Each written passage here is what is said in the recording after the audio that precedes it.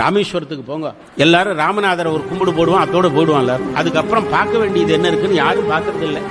ராமநாதருக்கு பின்புறம் முதல் பிரகாரத்தில் கல் உப்பினால் செய்யப்பட்ட லிங்கமும் அம்பாளும் இருக்கு. நூற்றுக்கணக்கான ஆண்டுகளாக அதுக்கு அபிஷேகம் ஆறுது, ஒரு உப்பு கூட கரையாம இருக்கு. ஏன் தெரியுமா? ஸ்ரீவித்யா எனப்படுகிற ஆவரண பூஜைக்கு விளக்கம் எழுதிய பாஸ்கர ராயர் என்கின்ற மகான் ராமேஸ்வரத்துக்கு வந்தார். உள்ள போய் ராமநாதரை வணங்கி விட்டு வெளியிலே வந்தார். ஒருத்தன் கூடிட்டான், அவரை சுத்தி நின்னுகிட்டான். ஒருத்தன், ஐயா எங்களுக்கு ஒரு விஷயம் தெரியணும். என்னப்பா? உள்ள இருக்கிற ராமநாதர் சீதையால் மணலால் பிடிக்கப்பட்டவள், அப்படிதானே? ஆமா. மணலால் பிடிக்கப்பட்டு விட்டால் ஒரு நாள் ஒன்றுக்கு 5000 6000 லிட்டர் கங்கை தண்ணீர் அதிலே ஊற்றுகிறார்கள். அப்படின்னா மண்ணு கரைந்து போயிருக்க வேண்டும். கரையாம லிங்கம் நிக்குதுன்னா அது எப்படி மணலாகும்?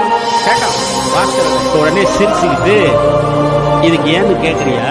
உன் கண்ணு முன்னாலேயே இந்த உப்பை ஒரு லிங்கமாக நான் வடிக்கிறேன், இதனை ஒரு அம்பாளா வடிக்கிறேன். அம்பாளுக்கு மனோன்மணின்னு பேரு, சுவாமிக்கு வஜ்ரேஸ்வரர்னு பேர் வச்ச. இப்போ ஒரு நாளை எத்தனை குடம் தண்ணியை கொண்டாந்து இதுல ஊத்த முடியுமோ ஊத்துன்னு. அவனும் ஆயிரக்கணக்கான குடங்களால் அந்த தண்ணீரை எடுத்து அந்த உப்புல ஊத்தினான். இன்று வரையில் அந்த லிங்கம் கரையவில்லை. பாஸ்கரராயர் சொன்னார், சாதாரண மானிடன்னா ஒரு மனிதன் நாம் குடிச்சு உப்புனால வைத்த லிங்கத்தையே ஒன்னால கரைக்க முடியவில்லையே, ஜெகத் ஜனனியாக இருக்கிற அந்த மகா சக்தியாக இருக்கிற அந்த சீதை பிடித்து வைத்த லிங்கம் எப்படிடா கரையும்னு கேட்டு அந்த லிங்கத்தை. டவுன்லோட் மோஜ்.